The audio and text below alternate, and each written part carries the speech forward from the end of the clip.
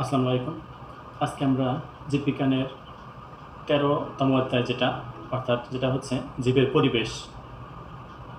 পরিবেশ সংক্রান্ত যে একটা অধ্যায় আছে নামে, সেই অধ্যায় সম্পর্কে আজকে আমরা জানবো এবং এই চ্যাপ্টার থেকে গুরুত্বপূর্ণ যে কুইজ কোশ্চেনগুলো আছে, শর্ট কোশ্চেনগুলো আছে, যে ক নাম্বারে এসে থাকে সাধারণত সৃজনশীল অংশের ক নাম্বার এবং সংক্ষিপ্ত প্রশ্নে যে প্রশ্নগুলো এসে থাকে সেই প্রশ্নগুলোর উত্তর সম্পর্কে আজকে আমরা জানার চেষ্টা করবো। এবং এই অধ্যায়ের সবচেয়ে গুরুত্বপূর্ণ যে সংক্ষিপ্ত প্রশ্ন বা কুইজ কোশ্চেনগুলো আছে বা ক নাম্বারের উপযোগী যে প্রশ্নগুলো আছে সেগুলো নিয়ে আমরা আলোচনা করবো আজকে।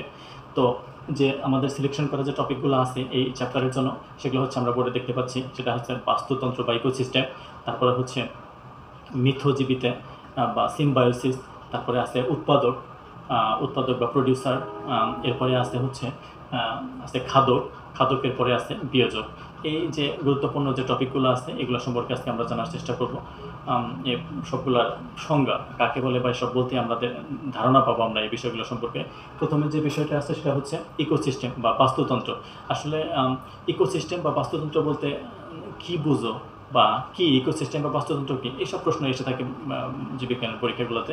তো যা হোক, একটি নির্দিষ্ট অঞ্চলে উদ্ভিদ, প্রাণী এবং জড় পদার্থের মধ্যে আন্তঃসম্পর্ক গড়ে উঠলে ওই অঞ্চলকে বা ওই এলাকাকে আসলে বাস্তুতন্ত্র বা ইকোসিস্টেম বলা হয়।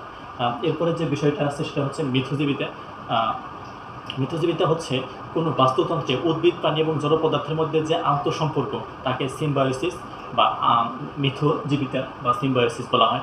এরপরে হচ্ছে উৎপাদক হচ্ছে যে কোনো বাস্তুতন্ত্রে সালোক সংশ্লেষণে অংশগ্রহণকারী সবুজ উদ্ভিদকে উৎপাদক বলা হয় বা প্রডিউসার বলা হয়।